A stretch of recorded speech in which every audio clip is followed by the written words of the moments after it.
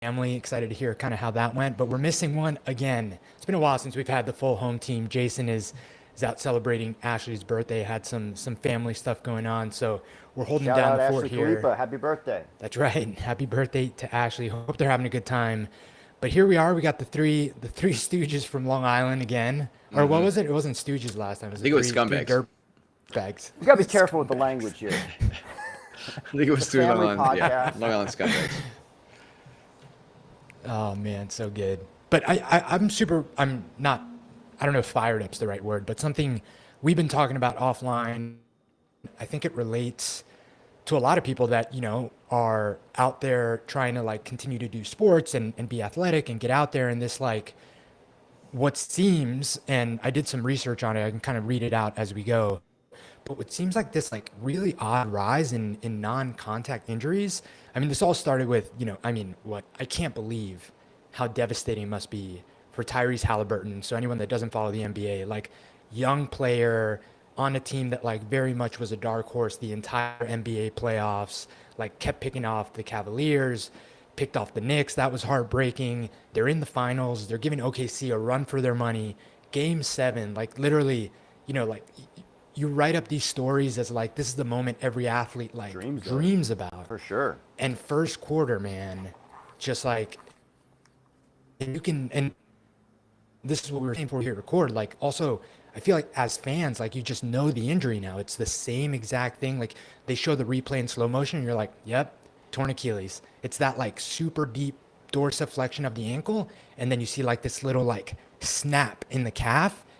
And that particularly, man, was such a heartbreaking injury because you could tell that like his reaction wasn't even so much. I'm sure he was in a lot of pain, obviously, but you can tell that it was just like the emotion of like knowing that moment is gone for him, knowing that he's probably going to miss an entire season next year, knowing that, there's so much uncertainty about getting back from an injury like that. Also just being such a young star, like your career's kind of on the line. I mean, so much going on. But anyway, that kind of prompted this whole conversation of like, is this stuff on the rise? And then just yesterday, I mean, man, the Mets are having a rough go. And one of their starting pitchers hasn't been confirmed yet, but it was the same exact video. He pitches, throws the ball, then goes into like an athletic stance to go field it because it was a dribbler up the third baseline. And same exact thing, deep dorsiflexion of that ankle, little pop in the calf, and like his Achilles is done. So yeah, I'm curious your guys is just like high level thoughts on like, does it seem like it's on the rise? And I'm really curious, like, and I have some stats. Like, is this also something that's on the rise, not just at the pro level, but just like weekend warriors trying to get out there and like, get a CrossFit workout in, CrossFit competition, pickleball, like whatever. And if so, like, what's the reason? Like, what's going on? So, first of all, anybody who suffers an Achilles injury, man, I have a tremendous amount of empathy for them because I suffered an Achilles injury December 28th of 2025. So right at like the outset of the new year. I'm coming up on 6 months of the recovery. I had a full tear of my left Achilles, a non-contact injury. I was playing pickleball. I was just moving across the court. Nearly the same exact footage as Jason Tatum, who tore his Achilles in the NBA playoffs. Another top star. And this was in the second half of the game. He was, for all intents and purposes, healthy prior, had no injuries to that Achilles that I knew of. And then you saw Tyrese Halliburton in the first quarter of the NBA Finals rupture his Achilles. And then there's been a long list of other players and other big names who have had Achilles injuries. You had David Beckham rupture his Achilles. You had Kevin Durant, Kobe Bryant, just to name a few. Obviously, we had this Mets player who recently ruptured his Achilles. I personally know another young athletic guy who just ruptured his Achilles doing box jumps. I don't know what it is. I do know that there's a higher prevalence for men to rupture their Achilles. I think it was 3 to 5 times more likely for men to rupture their Achilles than women.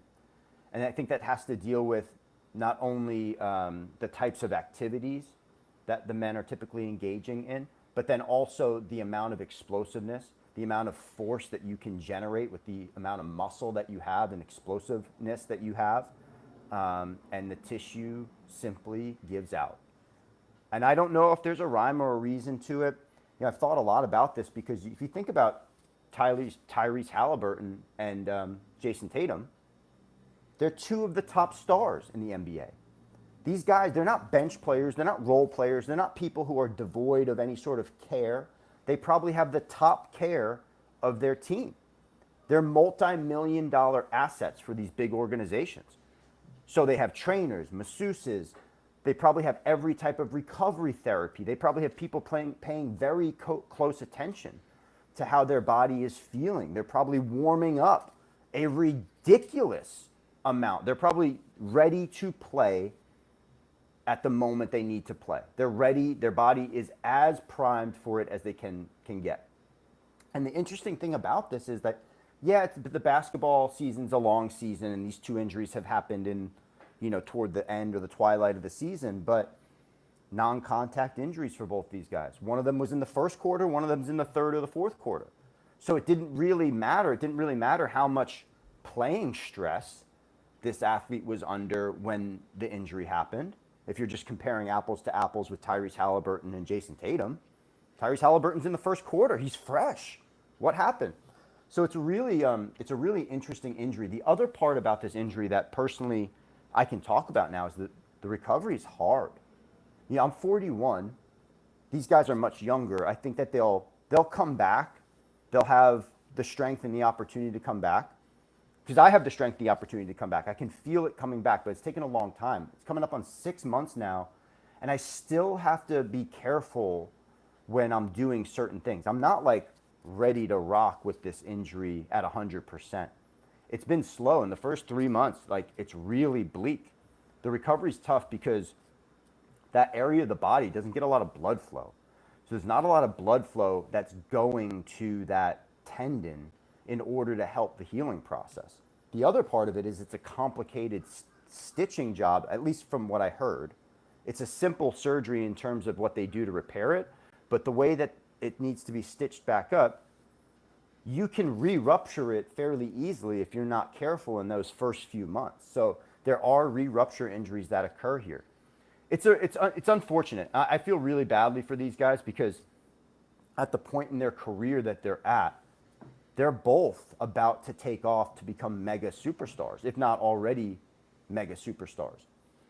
And then to have this type of injury, the thing that I would hope is that when they come back, that they come back at full strength and they don't worry about it all the time. And I think that that's an aspect to this injury that I've heard a lot about, is the fact that, like, the mental block that gets in your head about, can I jump as hard as I used to jump? Can I land without thinking about whether or not my tendon is going to give out? Like, what sort of reservation are you now having about your body and its ability to perform? It's a very, very interesting healing journey. You did see guys like Kevin Durant come back and play, obviously, at a very, very high level in the second half of their career after the injury. So it's doable, but it'll be interesting to watch for sure.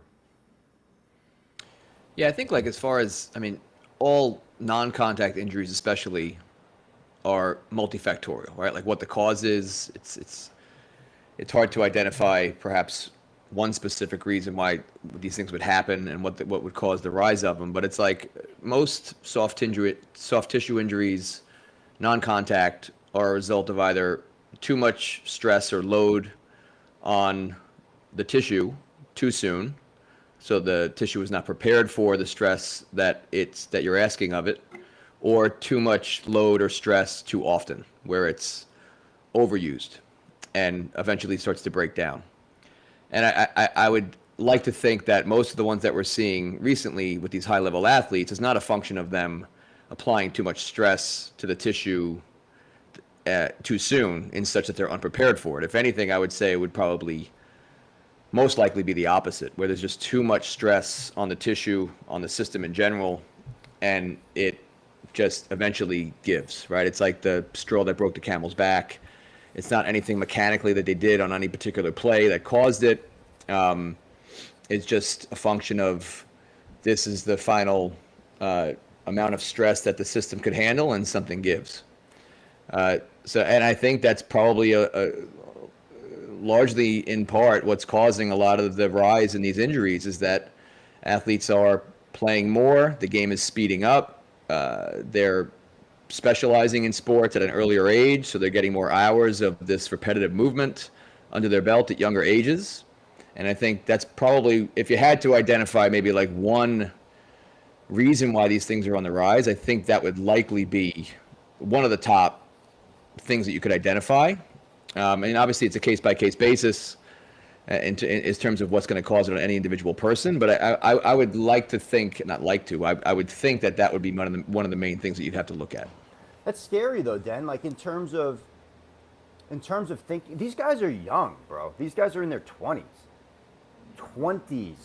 and they're snapping their Achilles in the first quarter of a basketball game. Like, that's pretty wild. And yeah, but I mean, sorry.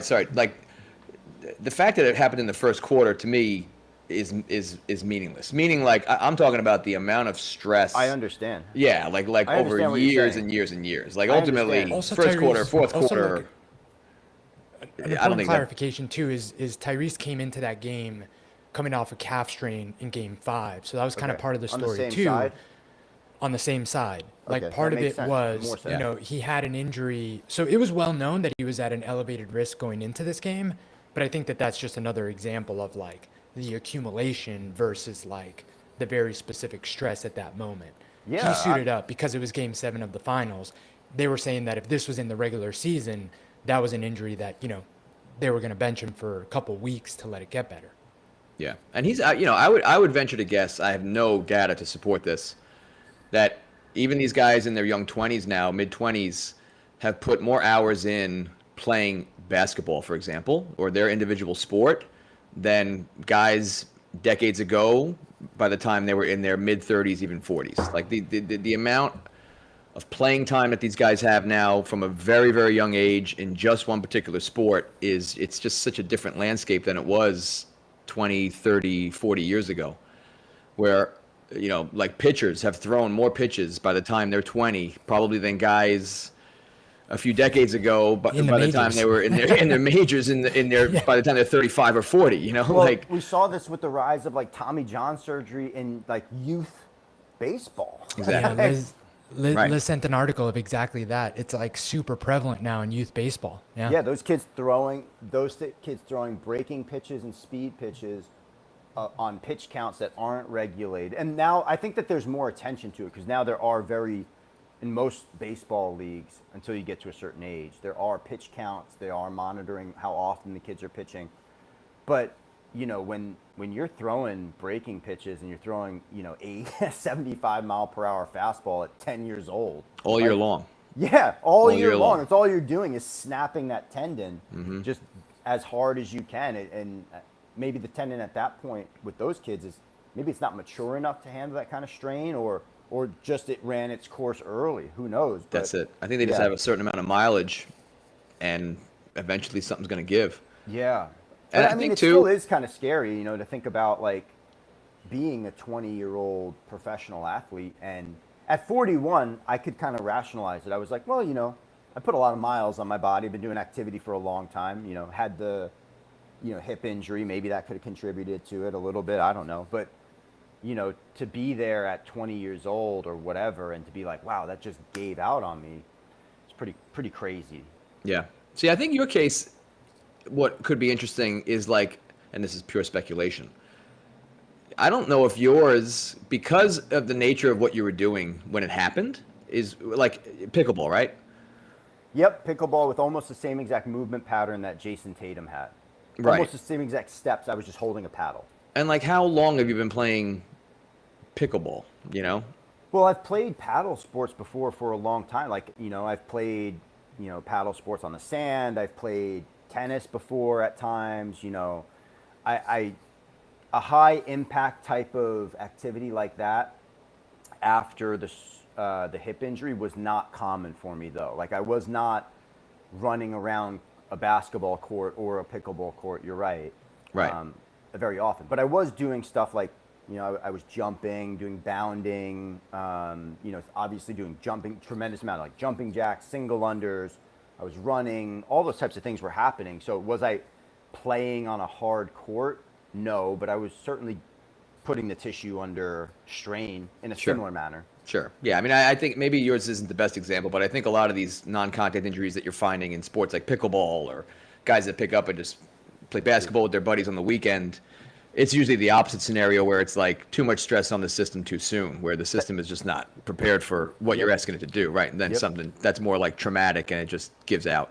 Well, the rise of injuries with pickleball amongst the elder population, 40 plus right now. When I went to the orthopedic surgeon, everywhere.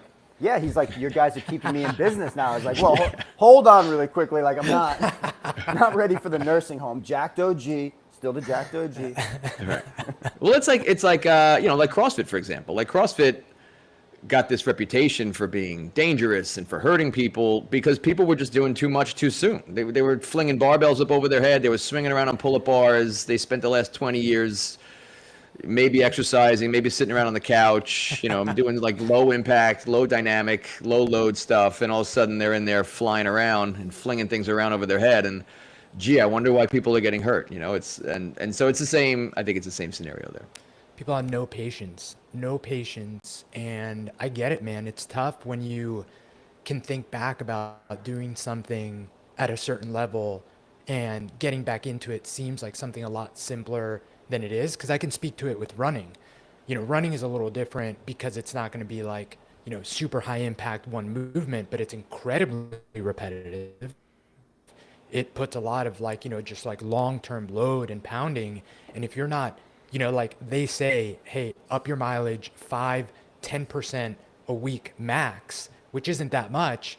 And for people like me, and I know that I'm not unique in this, I used to run, I used to do triathlons at a high level. I want to get back into running. You're like, oh, like I felt good. I'll do more and more.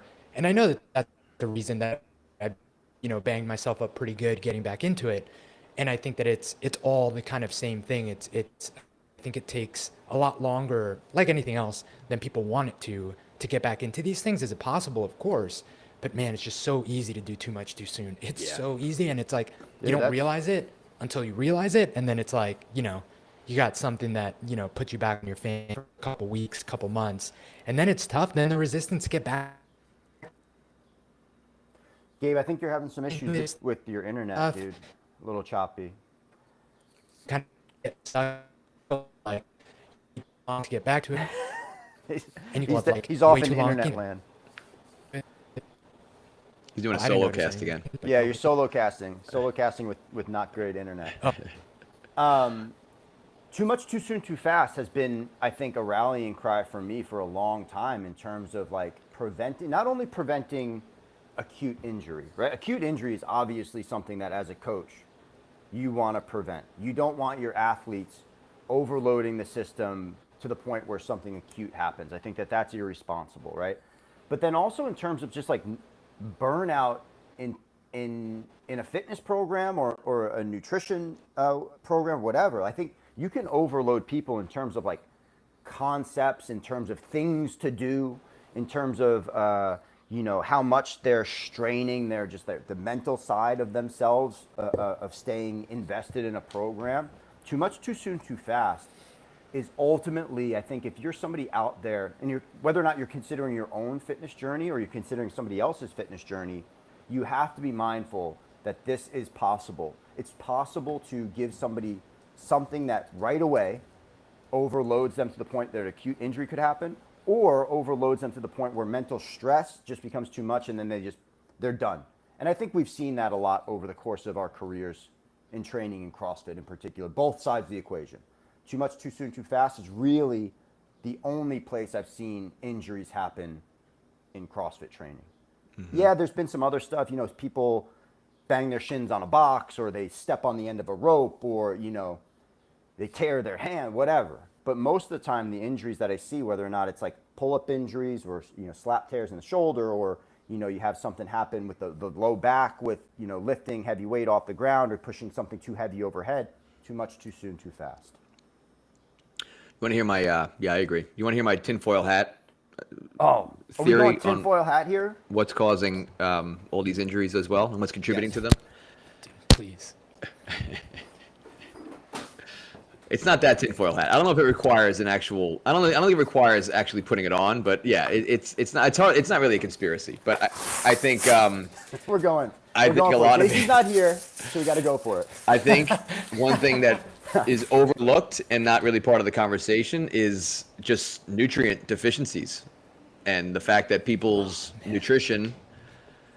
It's certainly not a conspiracy to say that our nutrition in general has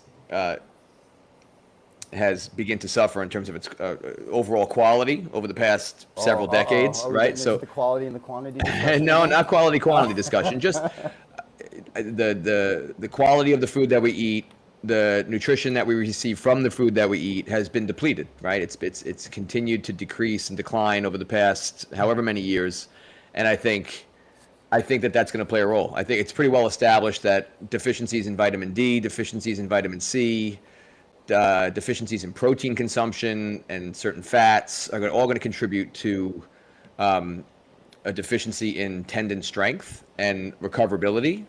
And I think it's an overlooked aspect of what would cause and lead to an increase in non-contact injuries in people that are especially performing at a high level if they're deficient in certain nutrients. And I think that given the current state of things in this country, the way that we eat in general, and I don't think athletes are any exception to this, that people are largely going to be deficient in a lot of nutrients that are necessary for tendon health. So I think that should be at least part of the conversation. What do you think? So if you had to distill that down to like a talking point, a single talking point, what would you say is your position on this? That people need to eat more more highly nutritious foods more often? Yes, fruits, vegetables, Protein. meats, protein, lean proteins, complete amino healthy acid fats, profiles, micronutrients, healthy fats, not stuff this is so shocking to the conscious that we're, out here telling people to, do No, and likely I think that would also probably require some supplementation to support the fact that even if you're eating fruits and vegetables and proteins and like just the nutrient quality of the foods that we have access to has just been depleted as the health of our soil has been depleted, and we're applying more and more stress on our body in general. I think that supplementation would play a role in that as well. What would you say is the most important things to supplement? If somebody was listening to this and they're like, damn, my quality of my nutrition probably is suffering. I'm not eating as healthfully or nutritionally conscious as I should. I want to start there. I'm going to start including more, protein, more lean protein. I'm going to get the highest quality protein that I can. I know that I'm not going to be able to eat grass-fed meat and, cage-free and organic and free range all the time. I'm going to try to eat some of that. I'm going to eat more fruits and vegetables. I'm going to be conscious of those things. I'm going to start to take out some of the really nasty kind of over-processed stuff and replace it with some good stuff. But what type of supplementation would you recommend? Like, what are we talking about here? Are we talking about multivitamin? Are we talking about creatine? Are we talking about turmeric? Are we talking about beef organs? Whatever. I mean, what are we talking about? I don't know specifically. I'd be guessing at best if I said, and I think supplementation should largely be individualized after some like proper blood work and understanding what you're sufficient in, what you're deficient in. I mean, I do know that vitamin D, I believe, is strongly not strong. I mean, there's benefit to having sufficient vitamin D levels in terms of tendon strength and tendon health. And I know that deficiencies in vitamin D can be correlated or associated with lack of tendon strength and potential injury. I think vitamin C falls into that category as well. So those are maybe two to look at specifically. I believe when injury occurs that things like turmeric, any kind of anti-inflammatory, as well as like omega-3 fats, which also would be categorized as an anti-inflammatory, I suppose, can help with the recovery process and healing process. So that would, to me, that leads me to believe that would also probably benefit people in terms of just maintaining tendon health. But I'm sure there's probably some good research on this that is above my pay grade that you could look at to have more specific recommendations there. Yeah, stuff I've seen, vitamin C with collagen is a big one. Those two together seem to be like in every like joint support type of supplement stuff. But I've seen like, mixed opinions on like, actually ingesting like collagen peptides and that actually having, anything significant to do with like helping with the collagen regeneration process or like strengthening that. But those seem to be ones that come up. The big thing about vitamin D, more so than, even saying like, hey, this is going to be super beneficial for this or for that, is that it's really tough to get from dietary sources, which is why it seems to, like, for me, it's like one of the no-brainer, like without going blood work route or like what's specific, I think everyone could cover their bases with some vitamin D, because it's pretty hard to get from dietary sources. And most of us, unless you're like really intentional, someone like MDB going out to the beach every day, actually getting like full sun exposure, most people that just, you're waking up, you're going to work, you come back, you're not spending that much time outside. And especially if you live far from the equator and you're not getting the long days anyway, seems to be like a pretty safe bet that you benefit from some supplementation there. And then magnesium is actually super important as well. I remember all this stuff from when I was in the supplement days, but magnesium seems to be really good, both for the sleep benefits and sleep being such an important part of just body resilience in general. Good. But those minerals seem to be very, very important for just overall joint health as well. So that's kind of what I would round that list out with. Turmeric, super important, but I do know that we can't absorb the active ingredient in turmeric if it's not combined with black pepper. So you definitely want to find most turmeric supplements will have this, but you want to look at the ingredient list and make sure that there's, I forget what it's called, but I think it's pepper or something, but they put something in there that'll have like the black pepper active ingredient, so you can actually like make the most of the turmeric. Or it's just HGH. or just BPC 157. Scrap all that, by the way. Scrap all that and just inject yourself with HGH. We do need a BPC 157 update from Dennis, and then I'm also going to dive into BPC 157 and TP 500. I'm just gonna start pushing all the peptides.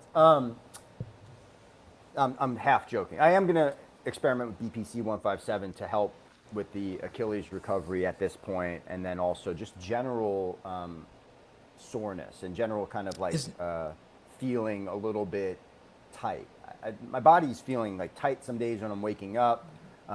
Yes, mostly after training days, but I just want to feel a little bit more kind of, I don't know. I want to feel a little bit more not as tight in the morning. That's what I'm feeling. Is there a reason with the Achilles injury that, now it's kind of like I'm gonna try it now sort of thing? Just because my understanding, everything I've seen and like heard from other people, like that use case, like an injury like that, the surgery is like the time where it's most beneficial to just like literally just like right there and get that healing process a little sped up. But honestly, it's just the securing the peptide. That's the hardest part, living in California and securing the peptide. I asked Jay a bunch of times whether or not he could connect me to. I'm calling you out, Jason, because you did not follow up on this. We have a Got Blokes connection, and I haven't been able to get this guy to connect me to Got Blokes. So like if anybody from Got Blokes listens to this podcast, it would be really cool if somebody could connect with me to talk about this, because Jason has not been able to make that connection just yet. I'm not trying to put it all on Jason. This is my personal responsibility to do it. But we do have a connection with Got Blokes, and they've been really good to us. So come back at least, dude. I got the hookup. Oh, I'll talk to Dennis then. There you go. One of the things that I think, even as we're talking through this conversation, I'm thinking about like what supplements do I have to start taking right now? Yeah. So by the way, because I did a bunch of research before and I didn't read this, but at least according to ChatGPT, it gave me this like strong, promising, mixed and speculative, and then watch outs in terms of supplements for tendon health. So the strong evidence grade, it's 3 to 5 grams of gelatin or 15 grams of collagen. Plus 50 milligrams of vitamin C 45 to 60 minutes before tendon loading seems to be like what has the strongest evidence. And the mechanistic note behind that is it boosts pro-collagen synthesis during training. So you want to do that pre-workout to kind of prime your body to then use that collagen and kind of rebuild and strengthen that. From there, level down, promising research is vitamin D, 30 mgs per ml, and magnesium over 2 mgs per DL is what you want to, I guess, have that level that you want to have if you were to do blood work. And the mechanistic note is that deficiencies impair collagen cross-link enzyme. So Dennis was on the ball with that stuff. Then from there, mixed speculative evidence, omega-3s may reduce chronic tendon inflammation, but that tends to be a little bit more on the, maybe not. And then watch out evidence level, chronic low carb or high cortisol load can slow fibroblast activity. So I guess it says just making sure that you are having enough carbs around high plyo days seems to be, there's some speculative evidence behind that, but that seems to be something that, could prevent, those injuries from happening, just not being depleted going into those sessions, which Sugar, baby. intuitively makes sense. Sugar diet, let's go. Here it comes again. Some sour candy so that your Achilles doesn't tear. By the way, with the omega-3 fatty acid thing, I feel like all the research around it is always like mixed and speculative. Yeah, it's so true. Right? It was hailed as like the end all be all supplement. Like you got to take 10 grams of it per day and just down fish oil and it's like a cure all. And then everything you read about it is like, maybe it kills you. I don't know. And then you sit on the toilet and just evacuate everything with all that additional oil, bro. Yeah, exactly. Oh, that's so funny. Even as we're talking through this conversation, like for supplements, the tough part about supplements is that, like we said, I think it is very individualized and there's so much information out there. And then there's so many things that like you could consider taking, and then like you think it's going to be this thing that gets me over the goal line, and like, oh, it's because I'm not taking, my multivitamin with vitamin D and my vitamin C complex with black pepper and turmeric. And it's just like, dude, even for me, I'm taking a step back. I'm like, I got to focus on my sleep quality. Like, that's the most important thing that I'm looking at even right now for myself, is like, I'm not getting to bed at a super consistent time. I'm waking up a couple of times during the night usually. That's getting a little bit better. But mostly it's like I'm not consistent with my sleep routine. And if I was gonna look at one major element where I had an opportunity to clean up my overall health performance and get me a little bit further towards my goals, the levers that I'm looking at, number one, I'm looking at my overall activity level. Like, am I walking enough? Am I moving enough? And then included in that, like, what kind of training am I doing? Number two, what's my nutrition looking like? And for me, it's going to be a quality assessment first, and then look at quantity. And sleep and stress, man. And like those four things off the bat, if one of those things or multiple of those things are way out of whack, I don't even think supplementation comes into the equation for anybody until we get those four pillars somewhat regulated to the point where you feel good about what you're doing. Like if you're just having sleepless nights, if you're overloaded with stress, if you have no activity, little to no activity, and you're consuming a tremendous amount of non-quality foods, man, there's so much room to just take even one of those things, one of those pillars, and make some small changes before getting into spending. Not to mention the fucking expense of spending money on supplements is crazy. Supplement industry is insanely expensive to think about creatine, multivitamin, probiotic, collagen, magnesium, zinc, C, D, B, etc. It's like there's a never-ending list of things that you can spend your money on. And I think that we'd all be better served first looking at those four pillars and then going, okay, what supplement do I want to add in now that I've got these four pillars somewhat stable? Yeah, between like myself 100%. And all the clients that I've worked with over the years and people that I've interacted with and had these discussions around nutrition and supplementation, like I would say 99% of the time that someone is practicing or experimenting with supplementation, using a supplement because they heard this or recommended that, 99% of the time they're like, I don't know if it worked. I don't know. Like, it's just, like it didn't make me feel any worse. I don't know if it made me feel any better. I don't know if it did anything. And that's been my experience pretty much across the board. Like, I can't really I can maybe think of a handful of supplements that I've taken over the years where I was like, this is definitely doing something. It's definitely helping. Right. Lou Rong was the most efficacious supplement in the history of supplements. How do you find that shit now? You can't find that shit anymore. Yeah, the Velvet Deer lamp. That's how good it was. No wonder I had back pain. That was too good. But like, I mean, it's just right. It's just like this matrix of you, like you're saying, MDV. Just this is recommended for that. This is recommended for that, and we're just on Fucking information exhausting. overload. And you just feel like, exhausting. okay, well, let me give it a shot. What the hell? Yeah, that sounds like something I could benefit from. And then you ask people like, well, did you benefit from it? And they're like, I don't know. I don't know. Probably not. I think that For a all couple of the- things there.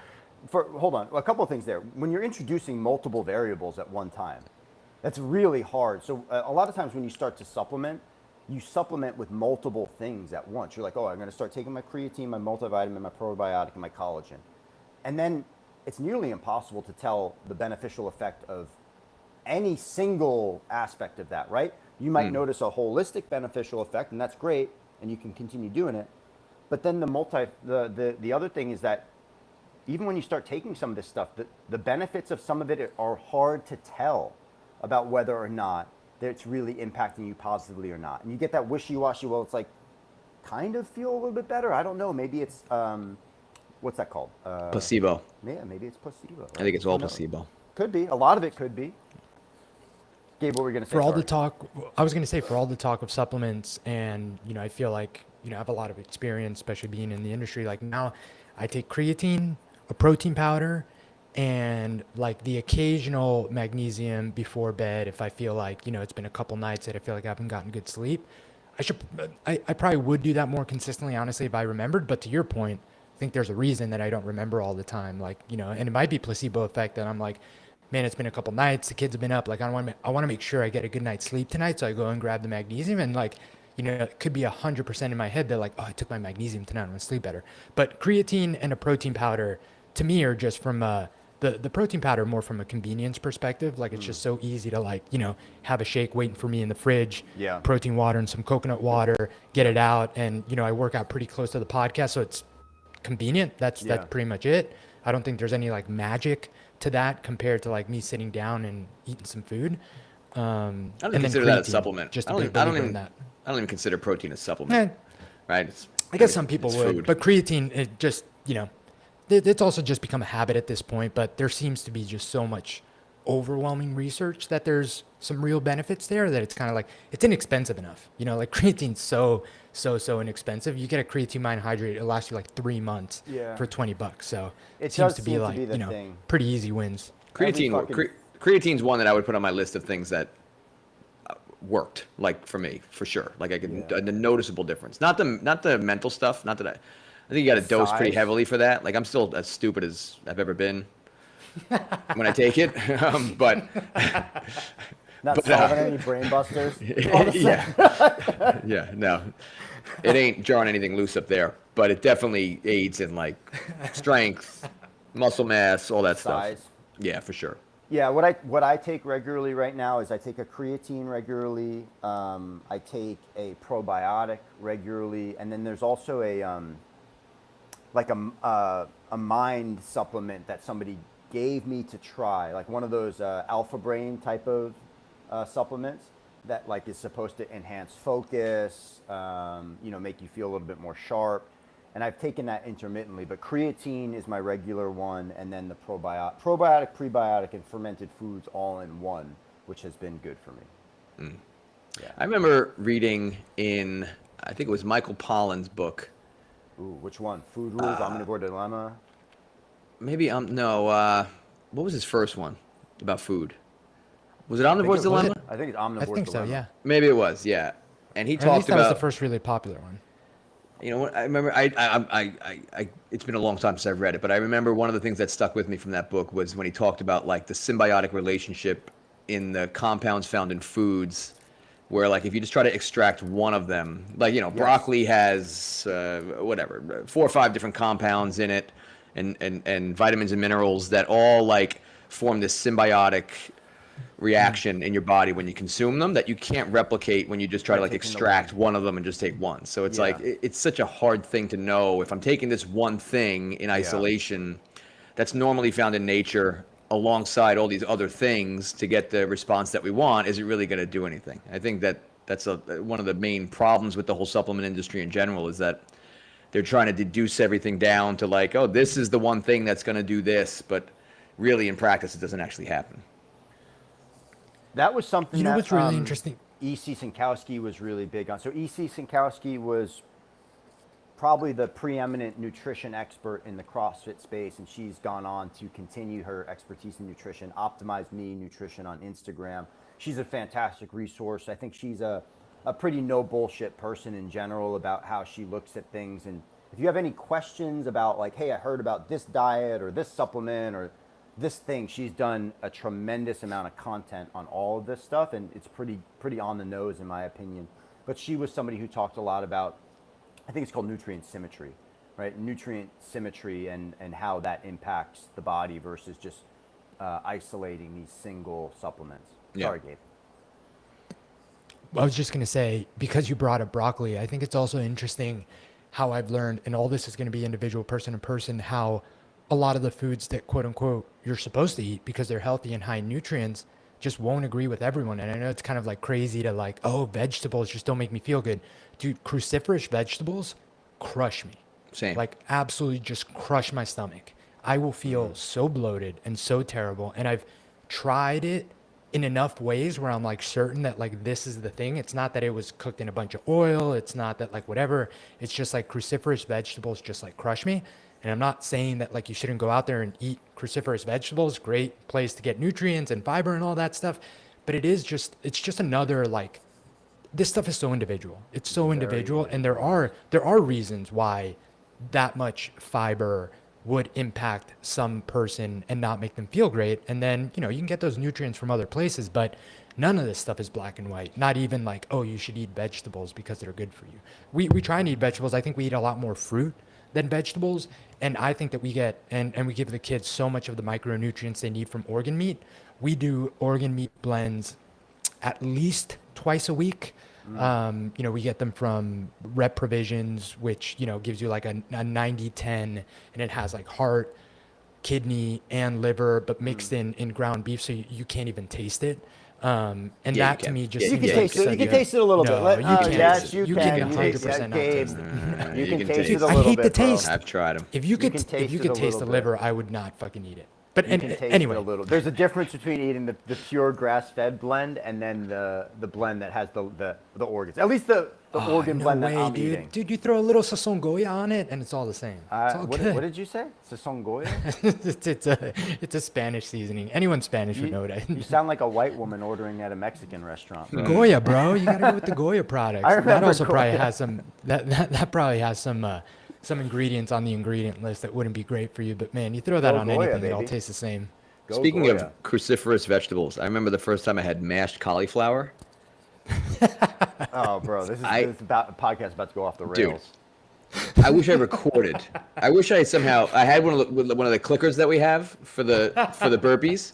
I wish I recorded and clicked how many times I farted for the subsequent like 12 hours. Oh my god, dude. And like not normal farts, like hot, slow farts. Like there was this constant leak, just this constant leak out of my ass of just like horrific smelling farts Stop. for like 12 hours straight. I was like, Was yeah, it I can't do mashed cauliflower? cauliflower.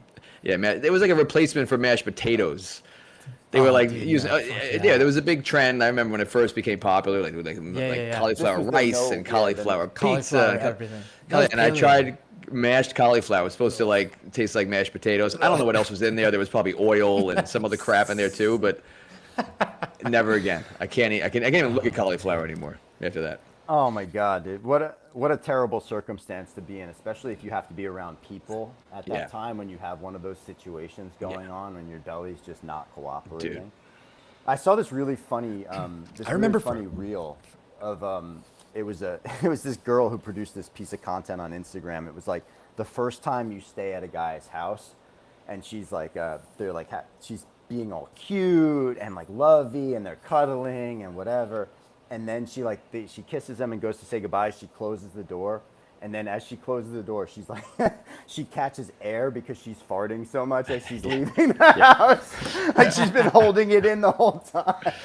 Well, that's like the classic scene from Ted, Hilarious. right? Ted, What? Oh, Ted, yeah. when he goes on a date with her. Yeah. And she's like, she gets all pissed off at him and leaves. And as soon as she leaves, he just farts. He goes, ah. Jason would be so uncomfortable right now. Oh, dude, the lips would be moving out of control. Yeah, The yeah, lips. Oh man, so good. So Can we talk about for us? It was. keep going, sorry. I remember. It was the Costco bag. We kept getting the Costco bag of the Brussels sprouts with bacon, which was so good and such an easy way to like get a side of veggies. And dude, it was like, overall, while we were like constantly getting that as a side, I just like didn't feel great. And I started to track it back to the stupid Brussels sprouts, dude. They were absolutely dismantling me. And I've had it now, like without the bacon, without whatever. It's broccoli. It's like cruciferous vegetables, just like absolutely destroy me. Same. But It's yeah, pretty those common. Costco bags, really tasty though. The Brussels sprouts with bacon, very tasty, but just don't make you feel great. Maybe that's what the Liver King was eating that got him to go fucking insane. Dude, have you seen Liver this? King. It's whole next level now. He got arrested in Austin. Yeah, he like threatened Yeah. Joe Rogan or something, right? It went I just from saw the being headline. like kind of weird behavior where he's calling him out for a fight to he traveled to Austin, Texas. And then I believe allegedly, I believe he made a threat that he was going to do some serious harm to him while in the city of where Joe Rogan makes no mystery where he lives. He lives in Austin, obviously. He's got the mothership and all that kind of stuff. What a crazy unwinding of somebody in the public sphere, man. Like he was posting I think 2 or 3 hours worth of these manic reels on his Instagram. It's crazy, dude. Yeah. Well, Joe, I guess. Sorry.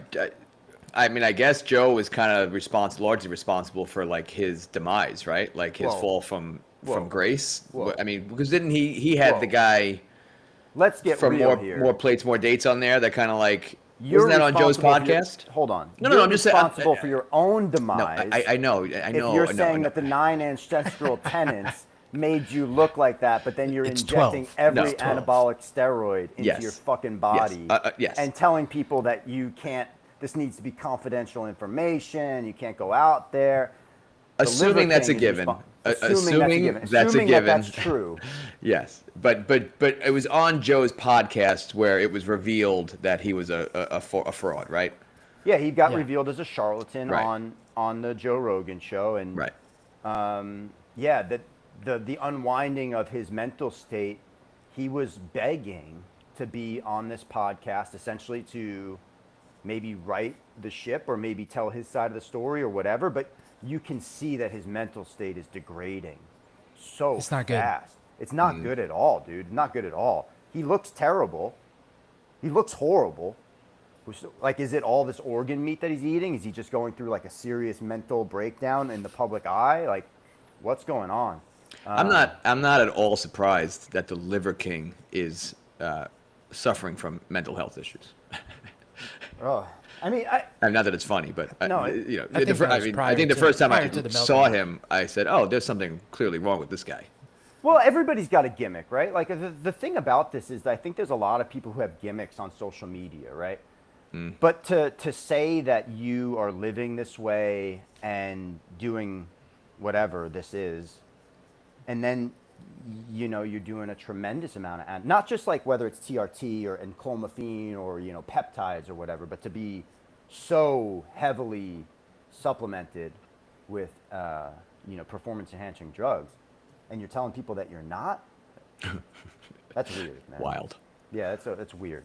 But the unwinding on social media it's really sad to see. It's sad. It's cringy to watch for sure. It's super unfortunate, and it's Yeah. unfortunate that like no one in his circle is like stopping it from happening. Yeah, taking him and saying, hey, bro, like you shouldn't do. Well, one of these things I think that he's probably got a circle of people, and this is just me assuming. He's probably got people around him who are dependent on him being the Liver King, right? Right, Him right. being the guy that's out there making money and selling supplements, and and maybe there's golden handcuffs involved why people wouldn't say anything, but it is kind of crazy, man. As soon as you start making real threats like that against people, it's one thing to joke that, like, hey, like, we're going to fight. but he took it to a next level. He got arrested, and I don't know what kind of charges they're bringing him in on, whether it's like a terrorist, like a threat or terrorist charge or something like this. I don't know. Not good, though. It was terroristic threats was what it's called. I'm not sure what that means or what it entails. I saw a post, I don't know how true this is, but that there's now a 200-yard restraining order from Joe Rogan and his family, and that includes his places of work and his home. He can't own a weapon, which I wonder how that's... Dude, the guy's got a lot of weapons. Yeah, because he lives in Texas. He's got a lot of weapons, but he's no longer allowed to own a weapon, and he has to report for a mental health evaluation within 7 days. Was kind of like what came out of the arrest, and his bond was $20,000. That's what I saw on social media. I don't know how true that is. Some of the stuff that gets posted just gets posted, but man, crazy. Yeah. Crazy. It is crazy. You want Bringing my it back to BPC? the, You want my BPC 157 oh update? yes, please. Yes, please. So nothing that profound. And last we spoke, I think I was saying I had just started it. I was in like the second week, right? And I was You're reporting like in the first week. Yeah, I was in like the first or second week the last time we talked, and Yeah. I was for anyone that wasn't listening, like I've had pretty chronic low back. I would just call it stiffness, not really pain. I mean, there were bouts of pain, but it didn't really prevent me from doing anything. I wasn't really limited in like what I could do in the gym or anything like that, or recreationally, but just chronic stiffness, especially first thing in the morning out of bed, and then just all day long, just like a constant, persistent, just like annoying stiffness in my low back, like mainly on the left side. Activity would help when I want to start moving. Blood flow would always help it, but anytime I would sit for a while or just stay still, it would just kind of kick back up. So I started the BPC 157, did a week of it. By the end of the first week, the 5th day, the back pain was pretty much like almost non-existent. Took the weekend off, started again on Monday, same thing. Like by the 3rd or 4th day, it started really a noticeable decrease in the stiffness and pain throughout the day. Took a couple days off. The 3rd week, like by Tuesday, it was pretty much gone. And then me and the family went away for a long weekend, so I just came back on Wednesday and started again. And what's today? Friday. And like I haven't even felt any hint of stiffness or pain at all. Wow. All Are you week. injecting it right into your low back? No, that was what was recommended, but it's in a tricky hard. spot to get to. I mean, I could probably do it if I really wanted to, but I've just been injecting it into my love handles, like Belly fat, side belly fat. fat. Yep. And yeah, Interesting, Dan. it's really interesting, man. maybe it's placebo. I don't know, but it's been like a few years of pretty persistent chronic stiffness in my low back, and it has been like, I mean, like there's not even a hint of it right now. So. Well, that's pretty Curious. incredible either way. That's pretty Yeah. incredible either way, man. Yeah. Gabe has suffered from back pain before and back injuries before. And I've suffered from back pain and back injuries before. It's debilitating, dude. When the center of your body, when the main the main joint of your body, your hips and your low back are off, it sends everything else off. Yeah. It makes it really hard to like stand up, sit down, lay down. Sometimes you can't find any position that you're comfortable in. Sleeping can be a pain in the ass. Yeah. Low back pain and hip pain is horrible. I'm really happy for you, man.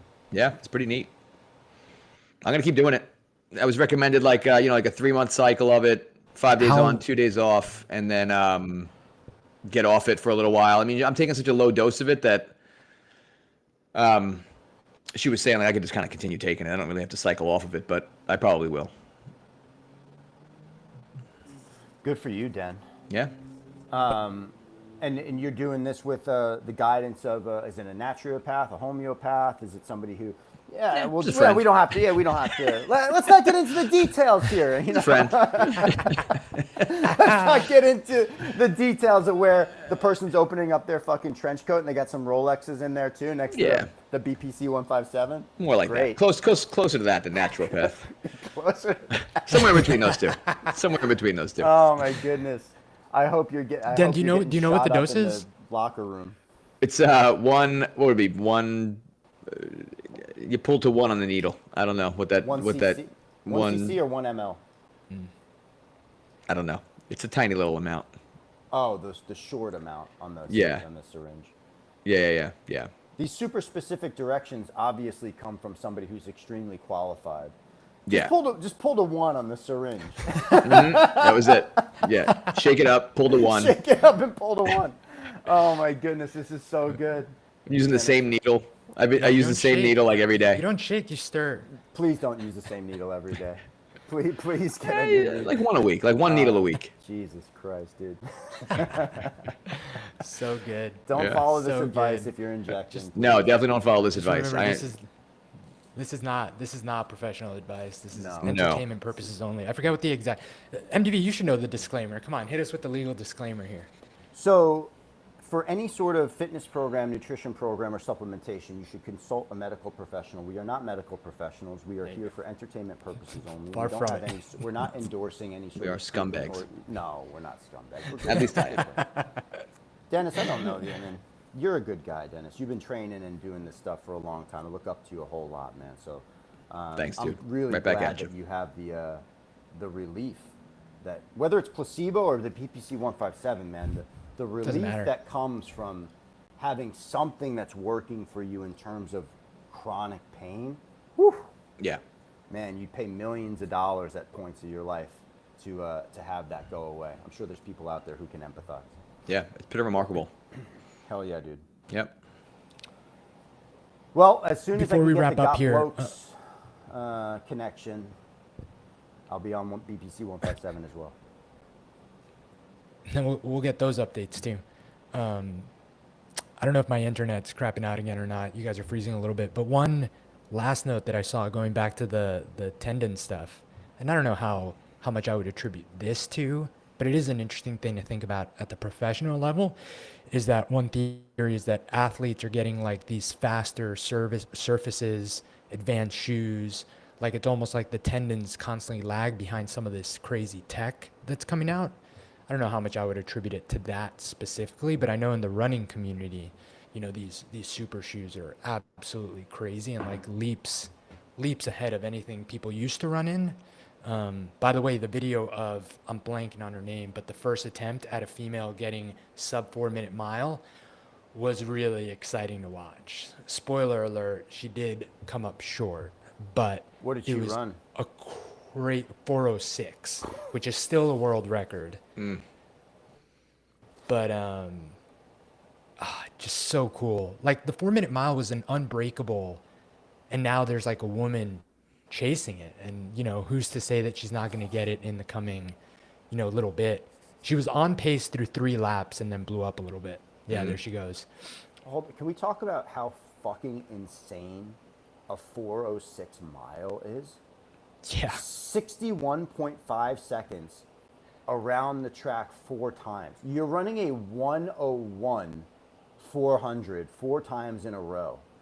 That's max effort for most athletic male human beings out there, or any human being, but for most athletic males, you never dream of running 400 at 1 minute, let alone 4 in a row back to back. That is a fucking insane feat. That's like the fastest you could imagine yourself running at the pinnacle of your athletic career. You're probably slower than that for most people. That's She was right at 3 minutes, 3 laps in, and then dude, it melts my brain how fast and how hard and conditioned that individual has to be. Kudos to her, man. Hats off. That's fucking amazing. she's gonna break it. She's totally gonna break it. One of the points that I wanted to bring up earlier when we were talking about the tendon stuff is like, I think that's an attributing factor as well. Is just the speed of the game now, right? Like the speed of the game just has to continue to elevate, right? Like it happens very gradually, so you don't even really notice it. But you know, if you watch basketball now and watch clips from basketball in the 70s, I mean, we're talking about like a completely different game. Yeah. And the question becomes like, at a certain point, is the system just overstressed, just given the demands of the sport at this point? Like how fast you have to be, and how reactive you have to be, and how quick you have to be, and how explosive, just to be able to compete at that level. Are the tendons are able to adapt quick enough to be able to handle that? Well, it's think like about CrossFit. That's got to be a factor as well. Think about CrossFit. When you first started doing CrossFit back in 2004, 2005, doing a 5-minute Fran was like, that was fast as fuck. Someone doing a 5-minute Fran was like, whoa, that's pretty damn fast. And then you saw somebody do like a 4 or a 3-minute Fran. You're like, that's the fastest a human being will ever move doing this workout, doing it 3 minutes. And then you had somebody do it, I think this guy Bionic, or remember somebody like that way back in the day did like a 156. And it was like, holy shit. And then you started to think, could anybody ever do Grace unbroken at 30 clean and jerks at 135? And now you have people doing it unbroken in like a minute and 10 seconds or some shit like that. The amount that people evolved from the skill set of where CrossFit started with the athletic potential to where a lot of the top level athletes are now, in that short expanse of time, you've seen a tremendous improvement in human performance. So what human potential, what they're capable of is crazy. A new sport, a relatively new sport came on the scene in 2004, 2005, even around the time that Jason won the games in 2008. The people who are doing it now make that look like, for the most part, child's play. Yeah. Yeah, I mean, look at like, wasn't the kid that just started pitching in the major leagues? Didn't he throw like Paul Skeens? No, the other kid, Miriowski or something like that. He threw like 8 pitches in 1 inning over 100 miles an hour, or something crazy, like in his first appearance. I mean, and the guys are hitting like 105 now on the radar gun. Like, I mean, again, like it's just it's. Triple digits used to be unheard of. Yeah, like it would be unheard of, right? Unheard like now, of. yeah, and so you just kind of like you take what's at the very top level elite now, and you just kind of like look at what that does to everyone leading up to that point, and it just continues to elevate the demands on the body to be able to compete at every level. And I think you're just going to continue to see all these factors combined. I don't think there's going to be a decline in non-contact injuries, despite technology, despite advanced training methods. I think it's just the matter of it's just a matter of the level of competition continuing to necessarily have to elevate, and the body just not being able to keep up with it. Yeah. And yeah, It's almost always playing catch up. Right. yeah. All that for other sure. stuff is always playing catch up. Yeah. Sure. There was a guy who pitched for Detroit who not so long ago, I think he threw a complete game. I don't think it was a no-hitter, but he was hitting 100 miles per hour, like 90 pitches in the final Yeah. inning. What the fuck, dude? Can you imagine being a batter on the other team and being like, this guy's still throwing 100 miles an hour and his off-speed stuff is hitting 80? Yeah, it's crazy. That's dangerous, bro. That's crazy. Have we had a challenge, by the way? Did I miss the last challenge? No. The No, last time- we've been waiting for the whole team to be back, and like Okay. the whole team isn't back. All right, just making sure. Hopefully I on Monday. think we should on Monday redo we'll the kick something hanging off. challenge. I think we should redo it. Oh my god. I want to redo it. I want another shot at the title, bro. I'm coming for it. Dennis is the title. Redo it. He's the champ now. I want the belt. There's no redos. There's redos. Get outta here. Why not? Why can't we have a challenge that we redo? One that I can win. Or maybe win. That was impressive, Dan. 2 minutes and 38 seconds or 2 minutes and 37 seconds? 229. 229? Yeah. I gave 229. you a little bit more credit than you. Yeah, 229. I think I can go longer if I didn't mess around with my grip, but I think with chalk and understanding where you're at with the time, I didn't have a clock timing me. Like I just hopped down and I looked at the video and then cut the video at the time that I hopped down. I think the right training environment is really important. Like you going into this with a pretty,